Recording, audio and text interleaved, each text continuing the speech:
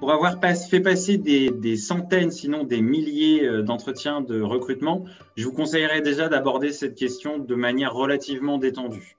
Pourquoi? Parce que pour y répondre parfaitement, ça laisserait supposer que vous savez concrètement ce qui vous différencie des autres candidats et des autres candidates. Sauf que les autres candidats, vous ne les connaissez pas.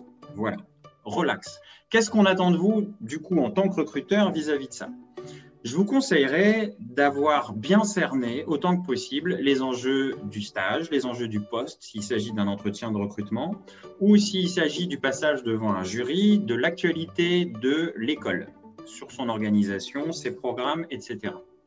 Et de mettre en parallèle tout ce que vous avez appris, tout ce que vous avez préparé en vue de cet entretien avec qui vous êtes. Je travaille en ressources humaines, mais il y a un concept marketing qui s'applique très bien sur le secteur des ressources humaines, qui est celui de la proposition de valeur unique. Quand on vend un produit, quand on vend un service, on cherche à savoir ce qui différencie ce service-là de ceux proposés par la concurrence. C'est la même chose quand vous avez à vendre vos compétences, à vendre votre potentiel. Réfléchissez. Comparez ce que vous avez appris avec ce que vous êtes. Ce qui va vous différencier et ce qui va vous situer peut-être au-dessus de vos concurrents, ça peut être une expérience professionnelle ou associative, ça peut être une expertise ou une compétence forte que vous auriez développée, et puis ça peut tout simplement être votre motivation. C'est quelque chose qui est parfois négligé ou qui est insuffisamment valorisé du côté des juniors. Mais si votre CV n'est pas garni, ultra rempli d'expériences plus valorisantes les unes que les autres, une bonne manière de se démarquer et de justifier pourquoi on irait vous recruter vous et pas un autre, eh bien, c'est votre niveau de préparation à l'entretien, c'est la motivation que vous allez présenter, parce que ça va vous professionnaliser et mettre en valeur ce professionnalisme-là. Ma citation d'entraîneur, il n'y a plus qu'à, je ne perds jamais. Parfois, je gagne et parfois, j'apprends. C'est M. Nelson Mandela qui a dit ça et ça met en lumière le fait qu'il faut que vous soyez fiers de vos échecs.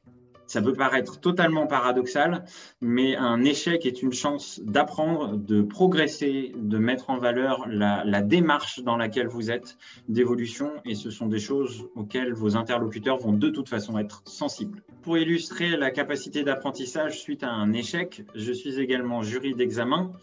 Et 2 années consécutives, il s'est trouvé que j'ai fait passer l'examen oral à la même candidate. La première année, ça s'est soldé par un échec. La seconde, la candidate a fini par être recrutée. Alors, on ne parle pas d'un passage de la nuit au jour, hein. On n'était pas passé d'un échec total à un succès absolu. Mais le fait que cette personne-là ait visiblement appris de son premier échec et progressé et se soit mis dans cette dynamique-là, nécessairement, c'est quelque chose qu'on a valorisé et qui a abouti pour elle au fait d'être recrutée dans cette école.